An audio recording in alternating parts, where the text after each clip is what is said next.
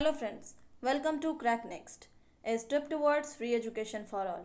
And today we are going to study about the chapter Election and Representation, जिसमें हम discuss करेंगे कुछ topics जैसे election system in India, first past the post system, proportional representation and comparison between these two types of system of election and reservation of constituencies. फिर हम discuss करेंगे कि free and fair elections क्या है और electoral reforms हमें करने की ज़रूरत क्यों पड़ी। तो चलिए डिस्कशन स्टार्ट करते हैं। तो फर्स्ट हमारा टॉपिक ऑफ डिस्कशन है इलेक्शन एंड डेमोक्रेसी। तो डेमोक्रेसी वर्ड से तो हम लोग फैमिलियर हैं कि डेमोक्रेसी क्या होता है, it is for the people and by the people. तो ये क्या है, एक लोकतंत्र है। जैसे डिफरेंट फॉर्म्स ऑफ गवर्नमेंट होते हैं ना, जैसे कहीं ऑटोक्रेटिक होता है, कहीं मोनार्की होता है, तो वैसे हमारे यहाँ इंडिया में प्रिवेल करता है डेमोक्रेसी। अब चलिए देखते हैं इलेक्शन क्या है। तो इलेक्शन क्या है, it is an arrangement in which citizens choose their representative. अब सिटीजन्स अपने रिप्रेजेंटेटिव्स चुनते हैं और वो रिप्रेजेंटेटिव का काम क्या होता है कि वो एक्टिवली इन्वॉल्व रहें for governing and administrating the country. तो ये जो सिटीजन्स अपने रिप्रेजेंटेटिव को चुनते हैं, उनका काम होता है कि वो एक कंट्री को एडमिनिस्टर करें और गवर्न करें, और सिटीजन्स अपने नीड और एस्पिरेशन के अकॉर्डिंग अपने कंट्री को देख पाएँ, और वो अपने और उन्होंने जिन्हें भी रिप्रेजेंटेटिव चुना है उन्हें वो अकाउंटेबल बना पाए। तो this method is followed by the choose of representative and it is called as election. और ये एक फुल प्रोसेस होता है जिसे हम इलेक्शन कहते हैं, और हम लोग इस वर्ड से काफ़ी फैमिलियर हैं, और हम इलेक्शन में कई बार एज अ वोटर और एज अ इलेक्टर उसमें पार्ट भी लिया, और हमने ये फील भी किया कि इलेक्शन का पूरा प्रोसेस होता कैसा है। चलिए आगे देखते हैं। अब देखिए डेमोक्रेसी में कैसा होता है, डायरेक्ट और इनडायरेक्ट डेमोक्रेसी हो सकता है। डायरेक्ट मतलब क्या, जिसमें डायरेक्ट इन्वॉल्वमेंट हो, और इनडायरेक्ट मतलब क्या कि हमने किसी को चुना और इन टर्न उसने किसी और को चुना। जैसे हमारे यहाँ ये कौन सा प्रेसिडेंशियल इलेक्शन में कैसा होता है, हमारा इनडायरेक्ट डेमोक्रेसी होता है। और डायरेक्ट डेमोक्रेसी कैसे होता है, डेमोक्रेटिक कंट्री जो है हमारा इंडिया में, उसमें डायरेक्ट डेमोक्रेसी हम देख पाते हैं ग्राम सभा में और लोकल गवर्नमेंट में। क्यों, देखो डायरेक्ट डेमोक्रेसी में होता है the citizens directly participate in the day to day decision making. वो डे टू डे जो उनका डेली डिसीजन मेकिंग होता है उसमें वो डायरेक्ट पार्टिसिपेट करते हैं, and running of the government में भी वो हेल्प करते हैं। तो ये जो एक पिक्चर है ये हमारा ग्राम पंचायत का है, ठीक है। यहाँ एक सरपंच या मुखिया होते हैं, और ये डिफरेंट जो है ग्राम सभा के जो पीपल हैं वो यहाँ पे एक्यूमुलेटेड है, वो अपनी प्रॉब्लम्स को शेयर करते हैं और यहाँ पे उन्हें सॉल्यूशन मिलता है, या फिर वो इलेक्ट भी कर पाते हैं कि इस बार हमें अपने इलेक्शन में कौन सा, हमें एक ग्राम सभा या हमारे जो लोकल गवर्नमेंट है उसका हमें कौन सा मेंबर हमें एक डायरेक्ट इलेक्शन के थ्रू हमें वो चाहिए एज अ रिप्रेजेंटेटिव, ठीक है। तो ये था हमारा एक डायरेक्ट डेमोक्रेसी और एक इनडायरेक्ट डेमोक्रेसी। अब देखिए इलेक्शन सिस्टम इन इंडिया। अब सिस्टम ऑफ इलेक्शन तो है, लेकिन इलेक्शन सिस्टम हमारे इंडिया में कैसा है। तो देखिए जब एक लार्ज डेमोक्रेसी होगी, जैसे छोटा सा हमारा कोई गांव वगैरह है, तो उसमें तो हम सारे लोग को जानते हैं, सारे लोग को देख पाते हैं, तो वो अगर वो डायरेक्ट इलेक्ट करते हैं तो उसमें ज़्यादा कन्फ्यूजन्स नहीं होंगे, क्योंकि रिप्रेजेंटेटिव्स भी कम है और जो इलेक्टर्स एंड वोटर्स हैं वो भी कम है। लेकिन अगर जब इंडिया है जो इतना लार्ज डेमोक्रेसी है, तो जो सारे सिटीजन्स हैं वो डायरेक्ट पार्ट नहीं ले सकते हैं सारे डिसीजन में। तो उन्हें क्या चाहिए कि एक इलेक्शन हो, इलेक्शन प्रोसेस हो, डिफरेंट प्रोसेस हो, उसमें कुछ डिवीजन हो जाए कि कंट्री का कुछ ये है, कुछ पार्ट्स हैं उसमें डिवीजन हो जाए, फिर उसके अकॉर्डिंग उन्हें इलेक्शन करने में, वहाँ पे लोगों की सहमति जानने में सुविधा हो। तो डेमोक्रेटिक इलेक्शन में कैसा होता है, पीपल वोट करते हैं, ठीक है, और उनके प्रेफरेंस के हिसाब से जो सबसे ज़्यादा वोट गेन कर पाता है वो क्या हो जाता है, जो कहते हैं इलेक्शन है उसका, कहते हैं कि वो जो है उसने कॉन्टेस्ट को जीत लिया है। और ये क्या हो जाता है, फिर वही डिसाइड करता है कि कौन है जिसने इलेक्शन को जीत लिया और कौन पार्टी होगी या किसका रूलिंग गवर्नमेंट होगा। ये election of system of India ये प्रिवेल करता है, ठीक है। अब देखिए आगे देखिए, इलेक्शन सिस्टम ऑफ जो हमारा इंडिया है उसके टू पार्ट्स हैं, ठीक है। जैसे कैसे इलेक्शन सिस्टम कैसे कंडक्ट किया जाता है, फर्स्ट पार्ट है हमारा first past the post system. ये दोनों बहुत इंपॉर्टेंट है, ये दोनों समझना जरूरी है हम लोग को। और सेकेंड पार्ट क्या है, प्रोपोर्शनल रिप्रेजेंटेशन। तो इसे हम वन बाय वन समझते हैं कि first past the post system and proportional representation system क्या है। चलिए, तो first past the post system में क्या होता है कि इंटायर कंट्री को एक कंस्टिट्यूएंसी में डिवाइड कर दिया जाता है, डिफरेंट कंस्टिट्यूएंसीज में। जैसे हमारे इंडिया में 543 कंस्टिट्यूएंसी में, और हर कंस्टिट्यूएंसी से एक ही रिप्रेजेंटेटिव चुना जाता है, ठीक है। वो कैसे चुना जाता है इसको देखिए, आप ऐसे समझिए। आप सपोज कीजिए कि कोई एक एक्स कंस्टिट्यूएंसी है, ठीक है, उसमें कुछ सीट्स हैं, जैसे हमारे कितने सीट्स हैं, 40 सीट्स, ठीक है। अजम्पशन है, इसे आप ऐसे अंडरस्टूड करने के लिए, इसको समझने के लिए आप इसको ऐसे समझिए। और डिफरेंट पॉलिटिकल पार्टीज कौन कौन से हैं, ए, बी एंड सी। तो अगर हम मेजॉरिटी की बात करें तो मेजॉरिटी क्या होगा इसका, 50% प्लस 1 वोट, यानी 21 सीट्स जिसे मिलेगी वो कौन हो जाएगा, हमारा विनर।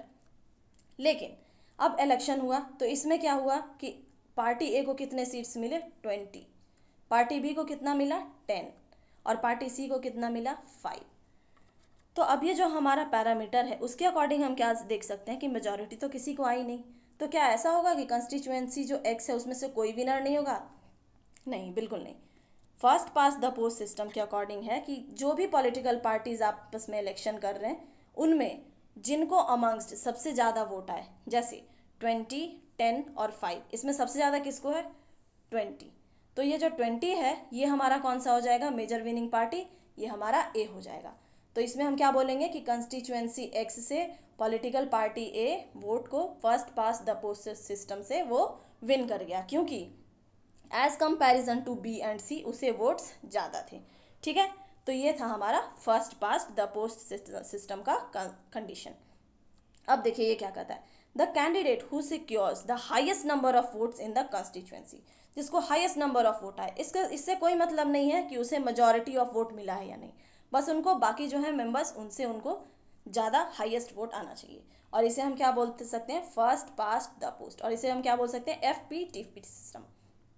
तो ऑनवर्ड्स हम इसे FPTP सिस्टम से ही डिनोट करेंगे, ठीक है। अब देखिए इस सिचुएशन में क्या हुआ था, ये जो हमने अभी एग्जाम्पल को समझा था, इसमें बी और सी जो था हमारा पॉलिटिकल पार्टी उसे 10 और 5 सीट्स मिले थे। तो ये तो हमारा विनर हो गया, लेकिन अब इनका क्या, इनके सीट्स को, ये इनके जो भी वोट थे वो तो वेस्ट हो गए, इनका सीट भी वेस्ट हो गया। तो इन्हीं प्रॉब्लम को चेक करने के लिए एक अलग सिस्टम है, उसे हम क्या बोलते हैं, प्रोपोर्शनल रिप्रेजेंटेशन सिस्टम। अब प्रोपोर्शनल रिप्रेजेंटेशन सिस्टम में क्या होता है, पार्टी को कैसा सेम प्रोपोर्शन ऑफ सीट मिलता है जैसे उसको प्रोपोर्शन ऑफ वोट्स मिले, जैसा उसको वोट मिला हो। जैसे देखो आप, जैसे अगर उसे 40% ऑफ वोट्स मिले, अगर उसे 40% ऑफ वोट मिले तो क्या होगा, उसका 40% ऑफ सीट हो जाएगा, ठीक है। जितने उसको वोट मिले उसके अकॉर्डिंग उनको उतना सीट मिल दिया जाएगा। अगर किसी को 20% ऑफ वोट मिले तो उसको 20% ऑफ सीट दे दिया जाएगा। तो जिस प्रोपोर्शन में उन्हें वोट मिले हैं उसी प्रोपोर्शन में उन्हें सीट भी अलॉट कर दी जाएगी। तो इससे जो हमारा प्रीवियस प्रॉब्लम था कि जो बी और सी थे उन्हें कोई सीट नहीं मिल पाती थी FPTP सिस्टम में, तो वो क्या हुआ, proportional representation system PR system में वो जाके चेक हो गया, ठीक है। ये दो सिस्टम थे, इनमें कोई भी दिक्कत है तो आप मुझसे कमेंट बॉक्स में पूछ सकते हैं कि कहाँ आपको परेशानी हुई है। अब देखिए, this system of election is called as proportional representation system. अब इसके दो वेरिएशन है, कैसे, इजराइल और नीदरलैंड जो है वहाँ पे कैसा होता है, जो इंटायर कंट्री है उसको वन कंस्टिट्यूएंसी कंसिडर कर लिया जाता है और फिर उसके अकॉर्डिंग वोट हो जाता है और नेशनल इलेक्शन कंडक्ट कर दिया जाता है। और सेकंड केस कैसा होता है, सेकंड वेरिएशन कैसा है, कंट्री को डिवाइड कर दिया जाता है सेवरल मल्टी मेंबर कंस्टिट्यूएंसीज में, और फिर उसके बाद लिस्ट ऑफ कैंडिडेट्स बना के और उस जितने भी कंस्टिट्यूएंसी में जितने भी सीट हैं उसके अकॉर्डिंग इलेक्शन करवा दिया जाता है। तो ये जो सेकंड वेरिएशन है वो कहाँ प्रिवेल करता है, अर्जेंटीना एंड पुर्तगाल में। और इंडिया में हमारे यहाँ कौन सा सिस्टम है, प्रोपोर्शनल रिप्रेजेंटेशन सिस्टम। अब देखिए, अब ये जो एक limited scale of indirect election, हमारे यहाँ डायरेक्ट इलेक्शन तो हमने कहाँ देखा था, बिल्कुल हमने लोकल गवर्नमेंट के इलेक्शन में देखा था। अब हमारे यहाँ इनडायरेक्ट इलेक्शन कहाँ प्रिवेल करता है, वो होता है प्रोपोर्शनल रिप्रेजेंटेशन सिस्टम और विथ सिंगल ट्रांसफरेबल वोट। और ये कहाँ होता है, for the election of president, vice president and election of Rajya Sabha and Vidhan Parishad. इसमें हमारा ये इनडायरेक्ट इलेक्शन होता है और जिसमें PR system with single transferable vote system किया जाता है। इसे हम आगे के चैप्टर्स जब हम कंटिन्यू करेंगे तो हम इसे समझेंगे कि ये सिंगल ट्रांसफरेबल वोट क्या होता है और प्रोपोर्शनल रिप्रेजेंटेशन तो अभी हमने जस्ट समझ लिया है। चलिए अब एक छोटा सा हम कंपैरिजन देख लेते हैं between FPTP and PR system. तो देखिए FPTP सिस्टम में क्या होता है, the country is divided into small geographical unit, और उसको हम क्या बोलते हैं, कंस्टिट्यूएंसी। Yes, very good. फिर हम क्या बोलते हैं, लार्ज। और PR में क्या होता है, यानी प्रोपोर्शनल रिप्रेजेंटेशन में इसमें क्या होता है कि जो पूरा इंटायर कंट्री है उसे ही सिंगल कंस्टिट्यूएंसी मान लिया जाता है और उसी के अकॉर्डिंग इलेक्शन हो जाते हैं। फिर देखिए FPTP में क्या होता है, every constituency elects one representative, हर कंस्टिट्यूएंसी से एक रिप्रेजेंटेटिव तो चुना जाता ही है, जितने कंस्टिट्यूएंसी उतने रिप्रेजेंटेटिव। जबकि PR में क्या होता है, मोर देन वन रिप्रेजेंटेटिव हो सकते हैं। क्यों? क्योंकि उनको उनके परसेंटेज ऑफ वोट के अकॉर्डिंग उन्हें सीट दी जाती है, तो जितना उनको वोट होगा उसके अकॉर्डिंग उनको सीट दे दी जाएगी, है कि नहीं। अब देखिए FPTP में क्या होता है कि voter votes for a candidate, ये कैंडिडेट को वोट करते हैं कि भाई इस कंस्टिट्यूएंसी से मुझे इस कैंडिडेट को जिताना है। जबकि प्रोपोर्शनल रिप्रेजेंटेशन में क्या करते हैं, वो पार्टी को वोट देते हैं कि मुझे इस पार्टी को वोट देना है। मुझे हमारे यहाँ इंडिया में मुझे BJP या कांग्रेस, ये दोनों पार्टी हमारे यहाँ प्रिवेल करती हैं, तो मुझे BJP या कांग्रेस को वोट देना है। अब देखिए first past the post system में क्या होता है, a party get more seats than vote in the legislature. अब ऐसा भी हो सकता है कि जितना इन्हें वोट मिला उससे ज़्यादा उन्हें सीट्स मिल जाए, है कि नहीं। ये ऐसे हो सकता है क्योंकि देखिए अगर उन्हें कितनी भी सीट मिली है, ठीक है, जैसे उन्हें हमने क्या समझा कि उन्हें 40% अगर वोट मिला है, ठीक है, तो लेकिन ज़रूरी नहीं है कि 40% जो वोट है वो उनके अकॉर्डिंग उनका 40% ऑफ सीट भी मिल जाए। 40% उन्हें वोट तो मिला है लेकिन वो उनके पास डिफरेंट कंस्टिट्यूएंसी से आई हैं, तो ऐसा भी हो सकता है कि जो 40% उनका वोट है वो डिफरेंट कंस्टिट्यूएंसीज में उन्हें विनर ना बना पाए, बाकी कंस्टिट्यूएंसी में हो सकता है उनके जो रिप्रेजेंटेटिव हैं उनको कम वोट आए हों। तो इसमें क्या हो सकता है, ये हमारा एक इसका कंडीशन है। अब देखिए प्रोपोर्शनल रिप्रेजेंटेशन में क्या होता है कि every party gets seats in the legislature in proportion to the percentage of votes it gets. तो ये तो हमारा प्रोपोर्शनल रिप्रेजेंटेशन का डेफिनेशन ही है जो हम समझ चुके हैं अभी जस्ट। अब देखिए FPTP में क्या है कि candidate who win the election में नॉट गेट मेजॉरिटी, इसमें मेजॉरिटी ऑफ वोट की जरूरत नहीं पड़ती है, बस जो बाकी कैंडिडेट्स हैं उनमें जिसको सबसे ज़्यादा वोट मिल गए वो हमारा विनर हो जाएगा। जबकि candidate who wins the election gets majority of vote, इसमें जो कैंडिडेट है अगर उसे वो तभी कहा जाएगा वो विनर है जबकि उसे मेजॉरिटी ऑफ वोट मिलेगी। तो अब इसके कुछ एग्जाम्पल है, जैसे FPTP कहाँ है, UK में और इंडिया में, जबकि PR कहाँ है, इजराइल और नीदरलैंड में। चलिए यहाँ तक कोई दिक्कत है आपको, चलिए आगे बढ़ते हैं। अब देखिए हमारा जो इंडिया है वो डाइवर्स कंट्री है, बिल्कुल है। तो ऐसा भी हो सकता है कि जब हमने किसी कंस्टिट्यूएंसी को बनाया तो वहाँ कोई एक ग्रुप जो है उसकी मेजॉरिटी हो, है ना, और कोई एक ग्रुप हो जहाँ पे उसके लोग कम हो। तो अगर first past the post system हो रहा है तो ये जो मेजॉरिटी के ग्रुप हैं, तो जो पर्सन है जो वोट कर रहे हैं वो भी क्या करेंगे, इन्हें ही वोट देंगे। तो रिप्रेजेंटेशन किनका होगा, मेजॉरिटी का, और जो माइनॉरिटी होंगे उनका कोई रिप्रेजेंटेशन ही नहीं होगा, वो क्या हो जाएंगे, अनरिप्रेजेंटेड हो जाएंगे। तो जो हमारे कॉन्स्टिट्यूशन मेकर्स हैं उन्हें ये बात पता थी कि हो सकता है कि जब जो हम इलेक्शन का एक फ्री एंड फेयर इलेक्शन को सोच रहे हैं या रिप्रेजेंटेशन को सोच रहे हैं शायद वो फुलफिल ना हो पाए। तो इसके लिए ज़रूरी है जो कंस्टिट्यूएंसी है उनको रिजर्व कर दिया जाए, किनके लिए, जो डिप्रेस्ड हैं या जो अनरिप्रेजेंटेड रह जाते हैं उनके लिए भी, ताकि एक बैलेंस्ड अप्रोच बना रहे और जो हमारी कंट्री है उसकी डाइवर्सिटी मेंटेन्ड रहे। अब देखिए रिजर्वेशन ऑफ कंस्टिट्यूएंसी में क्या था, first past the post system में क्या था कि इसमें क्या हुआ कि डिसएडवांटेज मिल गया किनको, स्मॉलर और सोशल ग्रुप्स को, क्योंकि जो ज़्यादा जिनके नंबर्स ज़्यादा थे वो एडवांटेज रह गए, उन्हें तो ऑब्वियसली वोट उन्हें ज़्यादा ही मिलता। तो इसी को चेक करने के लिए रिजर्वेशन ऑफ कंस्टिट्यूएंसीज लाया गया। तो ये एक सोशल सिस्टम जैसा हमारा इंडिया का प्रिवेल करता है, जिसमें कुछ लोग होते हैं जो बिल्कुल अनरिप्रेजेंटेड हो जाते हैं। तो इंडिया के सोशल कंटेक्स्ट में ये बहुत बड़ी प्रॉब्लम निकल कर आई थी, जिसे कि इंडिपेंडेंस के पहले भी सेपरेट इलेक्टोरेट का डिमांड किया गया था from the British government by our freedom fighters. तो ये वहीं से प्रॉब्लम निकल के आई है जिसको कि अभी भी हम लोग सॉल्व किए हैं और हमारा ये डिफरेंट कंस्टिट्यूएंसीज रिजर्वेशन के अकॉर्डिंग अब बन चुका है। जैसे देखिए अब इसका क्या है, डिलिमिटेशन कमीशन को बनाया गया इसके अकॉर्डिंग। डिलिमिटेशन कमीशन का क्या काम था, उसका काम था कि जो भी कंस्टिट्यूएंसी है उनके बाउंड्रीज को वो डिफाइन करे और बताए कि किस कंस्टिट्यूएंसीज में कितना रिजर्व सीट होना चाहिए, किनका, जो माइनॉरिटीज़ हैं या जिनकी रिप्रेजेंटेशन कम है उनका। तो देखिए डिलिमिटेशन कमीशन, इसको हिंदी में परिसीमन आयोग भी कहते हैं। तो it is appointed for the purpose of drawing up of the boundaries of constituencies. तो जितने भी कंट्री के कंस्टिट्यूएंसीज थे उनके बाउंड्री को इसको ड्रॉ करने का इसको वर्क दिया गया। और डिलिमिटेशन कमीशन को अपॉइंट किया जाता है by the president of India, और ये कोलैबोरेशन के साथ, ये किसके साथ काम करता है, with election commission of India. इसके जो भी डिसीजंस होंगे, इसके जो भी रिपोर्ट्स होंगे, वो इलेक्शन कमीशन ऑफ इंडिया के साथ साथ उसे कैरी ऑन किए जाएंगे, ताकि इलेक्शन कमीशन ऑफ इंडिया का भी वर्किंग परफेक्ट हो और डिलिमिटेशन कमीशन के जो फंक्शन है उसे कोई हानि ना हो, कोई हैम्पर ना हो। और डिलिमिटेशन कमीशन कैसा है, ये इंडिपेंडेंट बनी है। तो इसने क्या किया, इसने एक कंस्टिट्यूएंसी को रिजर्व कर दिया depending upon the proportion of scheduled caste and scheduled tribe in that state. और इसके बाद जब बाउंड्रीज हो गई, डिलिमिटेशन कमीशन ने जब बाउंड्रीज को कर दिया, तो फिर उसके बाद देखा कि कौन सी कंस्टिट्यूएंसी में हाईएस्ट प्रोपोर्शन है, किसके, एससी और एसटी के।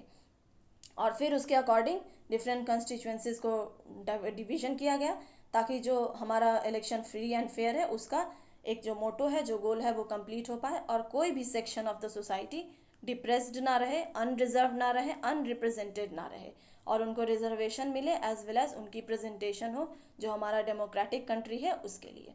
चलिए अब देखिए, फ्री और फेयर इलेक्शन, हमारा इंडिया तो इलेक्शन तो कंडक्ट कराता है, लेकिन हम जब इलेक्शन होता है तो हम न्यूज़ में देखते हैं कि कुछ ऐसा सिचुएशन हो गया, मानो बूथ कैप्चरिंग हो गया या फिर बोगस वोटिंग हो गया, जो पहले कभी हुआ करता था। तो उसके लिए क्या चाहिए कि जो भी सिस्टम, इलेक्शन सिस्टम है, उसको फ्री एंड फेयर होना चाहिए। कैसे? Free and fair from the corruption as well as from the bungling और जो डिफरेंट टाइप्स के डिस्टर्बेंसेज हैं उनसे। तो देखिए, democracy can be reality on ground, इनको रियलिटी में अप्रोच लाना होगा, बस ये पेपर पे ना हो, इनको रियलिटी में भी एक इसका इम्पार्शियल और ट्रांसपेरेंट अप्रोच हो। इम्पार्शियल मतलब किसी को ये पीछे ना छोड़े, जैसे हमारा जो डिप्रेस्ड सेक्शन हुआ उनको, और ट्रांसपेरेंट इन द सेंस कि जो भी लोग वोट दिए हैं वो इन द फॉर्म ऑफ कि हाँ ये जिनको भी वोट मिला उनको पता चले कि हमने इन मेजॉरिटी पार्टी को वोट दिया है, हमने इन पार्टी को वोट दिया है, तो हाँ अकॉर्डिंग टू देम जिनको वो चाहते थे कि यस हमारी कंट्री को यही देखें, तो उसके अकॉर्डिंग उनका वोट उनको मिले। और ट्रांसपेरेंसी रहे, बरकरार रहे कि कोई भी जो सिचुएशन हो, कोई भी जो इलेक्शन का प्रोसेस हो, उसको कोई उसमें मतलब कह सकते हैं कि कुछ उसमें प्रॉब्लम्स ना क्रिएट हो। और इसमें the system of election must allow the aspiration of the voter to find legitimate expression. अब इसमें क्या है, जो जो इलेक्शन कंडक्ट हो रहा है वो क्या हो, जो वोटर हैं उनके एस्पिरेशन को वो पूरा फुलफिल करे, और वो जैसा चाहते हैं कि इलेक्टोरल रिजल्ट जिस हिसाब से उन्होंने वोट किया है उसी हिसाब से वो इलेक्टोरल रिजल्ट आए। अब देखिए, universal adult franchise and right to contest, ये क्या है, जब हमारा इंडिया है तो उसमें एडल्ट सिटीजन्स भी बहुत सारे हैं, तो इसको बोला गया कि जो एडल्ट सिटीजन्स हैं उनको इलेक्शन देने के लिए, वो इलेक्शन में वोट देने के लिए उनको एलिजिबल करो, और इनको क्या कहा, यूनिवर्सल एडल्ट फ्रेंचाइज। तो ये जब 1989 तक ये हमारा एज क्या था, 21 ईयर्स ऑफ कोई भी एडल्ट सिटीजन। और उसके बाद क्या हुआ, 1989 में एक अमेंडमेंट किया गया जिसमें कि एलिजिबिलिटी एज को रिड्यूस कर दिया गया 18। अब 18 ईयर ऑनवर्ड्स को are eligible to vote in the elections.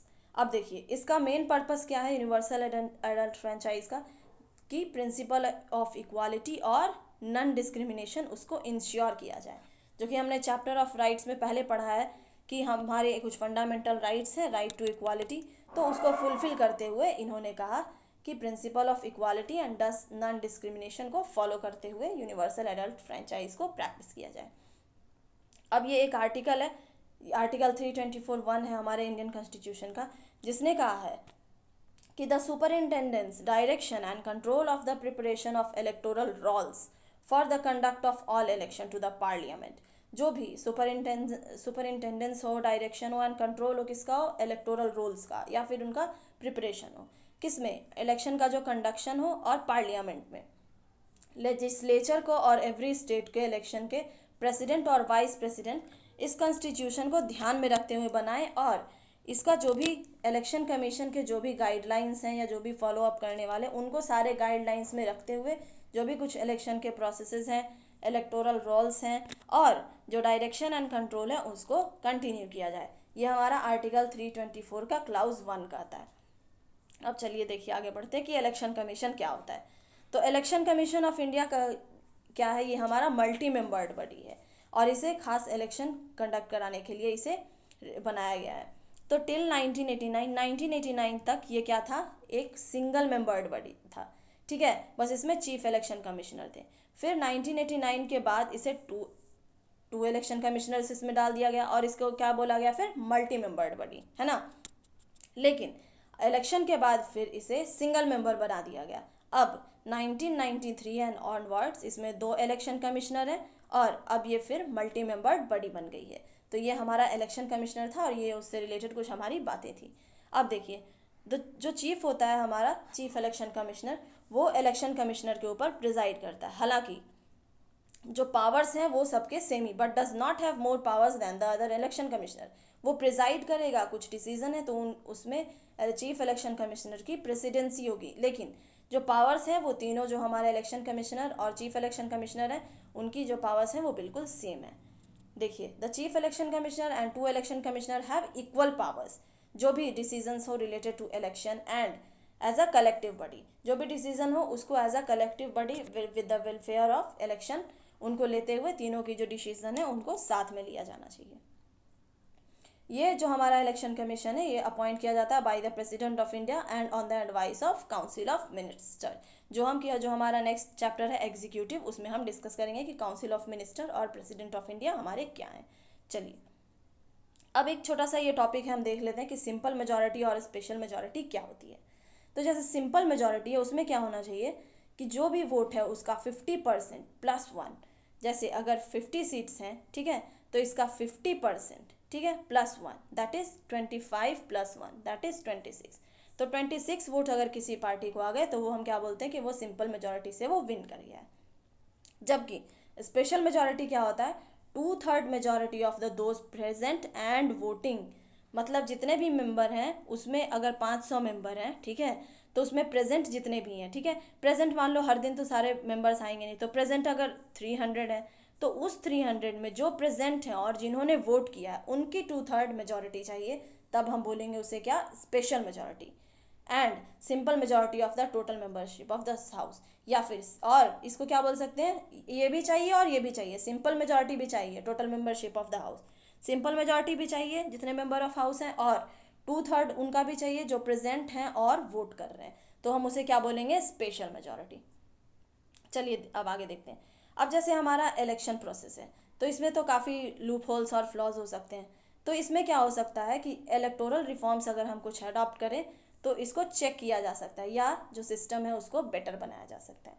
तो ये कह सकते हैं कि डेमोक्रेटिक सोसाइटी जो है वो फ्री एंड फेयर प्रोसेस होनी चाहिए। किससे, जो हमारा जो कुछ भी अगर कुछ फ्लॉज हैं उससे फ्री होना चाहिए।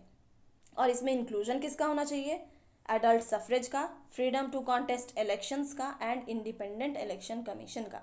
एडल्ट सफरेज वो हमने देखा, यूनिवर्सल एडल्ट फ्रेंचाइज होना चाहिए, जो भी चाहे वो इलेक्शन के प्रोसेस में इन्वॉल्व हो सकें या अगर खुद चाहे, अगर उनकी एलिजिबिलिटी है तो वो इलेक्शन को कॉन्टेस्ट कर सकें। और जो हमारा इलेक्शन कमीशन है वो कैसा हो, हमारा इंडिपेंडेंट हो, मतलब जो बाकी ऑर्गन्स हैं गवर्नमेंट के, लेजिस्लेटिव, एग्जीक्यूटिव या जुडिशरी, वो उन पर कुछ इम्पोज ना करें। इलेक्शन को लेते हुए उनको जो बेटर लगे वो उसके लिए वो इंडिपेंडेंट रहे, और यही हमारा एक इलेक्टोरल रिफॉर्म्स होना चाहिए। Election commission, political parties, various and many scholar contest election in independent election commission. तो इसमें आज़ादी होनी चाहिए कि वेरियस इंडिपेंडेंट ग्रुप्स आएँ, पॉलिटिकल पार्टीज आएँ, स्कॉलर्स आएँ और डिफरेंट पीपल आएँ, जो डिफरेंट लोग हैं वो अगर चाहें तो अपने इलेक्शन को इसमें कंडक्ट करें। अब क्या होना चाहिए कि सिस्टम ऑफ इलेक्शन को फर्स्ट पास द पोस्ट से प्रोपोर्शनल रिप्रेजेंटेशन में चेंज कर देना चाहिए, ताकि जो सीट हैं वो प्रोपोर्शनल रिप्रेजेंटेटिव में उसमें यूटिलाइज हो जाए। ऐसा ना हो कि FPTP सिस्टम के अकॉर्डिंग वो सीट्स हों जो वेस्ट हो जाए। फिर क्या है, at least 1/3 women are elected to the parliament, 1/3 women का रिप्रेजेंटेशन हो पार्लियामेंट एंड असेंबलीज में। फिर क्या होना चाहिए इलेक्टोरल रिफॉर्म्स में, स्ट्रिक्ट प्रोविजंस होने चाहिए, ताकि जो रोल ऑफ मनी है इलेक्टोरल पॉलिटिक्स में उसको स्टॉप किया जाए, क्योंकि ये करप्शन को बहुत काफ़ी हद तक बढ़ावा दे देता है। फिर जो इलेक्शन के एक्सपेंसेस हैं वो पेड किए जाने चाहिए by home, by the government. जैसे हम लोग इलेक्टोरल बॉन्ड्स दे देते हैं या फिर डोनेशंस मिलता है, उसको स्टॉप करना चाहिए और गवर्नमेंट उसको गाइडलाइंस दे कि इलेक्शन के एक्सपेंसेस वो कैसे खर्च हों। ठीक है, ये कुछ इलेक्टोरल रिफॉर्म्स होने चाहिए। और क्या हो सकता है, बैन कर देना चाहिए on the caste and religious appeals. इन कास्ट और रिलीजियस अपील्स से फ्री होना चाहिए हमारा इलेक्शन का कैंपेन। और लॉज बनने चाहिए to regulate the functioning of political parties. जो पॉलिटिकल पार्टीज के फंक्शनिंग है उनको कैसे रेगुलेट किया जाए उसके लिए लॉज बने, और वो जो फंक्शन कर रहे हैं वो कैसा होना चाहिए, transparent and democratic in manner. Transparent मतलब जो जनता ने आपको चुना है आप उनके लिए अकाउंटेबल हों, और डेमोक्रेटिक मैनर मतलब constitution as well as democracy को ध्यान में रखते हुए आपके जो भी फंक्शंस हैं आप उनको फॉलो करें। फिर जो कैंडिडेट्स हैं अगर उनके अगेंस्ट क्रिमिनल केस है, या फिर अगर उनके ऊपर अगर वो एक्यूज हैं, या उनके लिए अगर कोई केस चल रहा है, तो उनके उस टाइप के कैंडिडेट्स को इलेक्शन से बाहर कर देना चाहिए, मतलब उनको अपीयर नहीं होने देना चाहिए, उनको हटा देना चाहिए। और इंडिया ने बहुत सारे स्टेप्स लिए हैं ताकि जो हमारा इलेक्शन हो, इलेक्शन प्रोसेस हो, वो कैसा हो, फ्री एंड फेयर इलेक्शन हो। ठीक है, ये कुछ इलेक्टोरल रिफॉर्म्स की बात कही गई। अब देखिए हमारा जो इंडिया है, ये इसमें इलेक्शन सिस्टम इसका इतना परफेक्ट है क्योंकि इसके कुछ नंबर ऑफ फैक्टर्स हैं। जैसे कैसे, कौन कौन से फैक्टर्स हैं, जैसे वोटर जो है वो फ्रीली चूज़ करते हैं किसको, रिप्रेजेंटेटिव को, चेंज करते हैं गवर्नमेंट को, और स्टेट और नेशनल लेवल में जो भी उनकी रिस्पॉन्सिबिलिटी है उसको वो फुलफिल करते हैं। तो वोटर का क्या होता है, यहाँ पे एक्टिव पार्टिसिपेशन होता है। और क्या होता है, voters have keen interest participation in election process. India में इलेक्शन अगर प्रोसेस होता है तो वो कैसा होता है, एज अ फेस्टिवल हो जाता है। सारे जो कैंडिडेट्स हैं, जो वोटर्स हैं, वो सारे ऐसा ऐसा लगता है मानो कोई फेस्टिवल चल रहा हो। तो इसे क्या बोलता है, इसमें क्या होता है, एक्टिव पार्टिसिपेशन होता है सारे लोगों का, किसमें, इलेक्शन प्रोसेस में। और the system of election is accommodative and inclusive. सबको वो एक्योमोडेट करते हुए, इंक्लूड करते हुए, सोशल कंपोजिशन को बरकरार करते हुए, सोशल सेक्शन और वुमेन लेजिस्लेचर सबको वो इंक्लूड करते हुए हमारा जो इलेक्शन सिस्टम है वो आगे बढ़ता चला जाता है। यही रीज़न है कि जो हमारा इलेक्शन सिस्टम है इंडिया का वो इतना परफेक्ट है। फिर क्या है, the election outcome is most part of the country does not reflect electoral mark practices. अब बाकी कंट्रीज़ में ऐसा होता है कि अगर जो लूजिंग पार्टी होती है उनके थ्रू कुछ प्रोटेस्ट या फिर कुछ ऐसे नॉन एक्सेप्टेबल एक्शंस कर दिए जाते हैं, जैसा कि इंडिया में नहीं होता है। जो अगर कोई पार्टी है जो अगर लॉस कर जाती है, जो नहीं विन कर पाती है, तो वो ईजिली अपने पोजीशन को छोड़ देते हैं, और जो विन करते हैं वो ईजिली अपने पोजीशन को होल्ड कर लेते हैं। तो ये है हमारा एक फ्री एंड फेयर इलेक्शन का एक बेस्ट पार्ट। और हमारे इंडिया इलेक्शन सिस्टम कैसा होता है, इसमें रेगुलरिटी एंड पीरियोडिसिटी होती है। हमारा इलेक्शन जो भी हो, सेंटर हो या स्टेट लेवल पे हो, उसमें एक रेगुलरिटी मेंटेन होती है, और जो भी एक पीरियोडिसिटी, एक पर्टिकुलर टाइम 5 ईयर टर्म होता है, उसके अकॉर्डिंग ये चलता चला जाता है। तो चलिए अभी तक हमने आज का चैप्टर हमारा यहाँ ख़त्म होता है। तो thanks for being with me. अब मेरे वीडियो को आप लाइक, शेयर और सब्सक्राइब करें, और हमें कुछ सपोर्ट करें ताकि हम ऑनलाइन स्ट्रीम कर सकें। So thank you for being with me. आपका बहुत बहुत धन्यवाद, आपने इतना अच्छा वैल्यूएबल टाइम मुझे दिया। So thank you.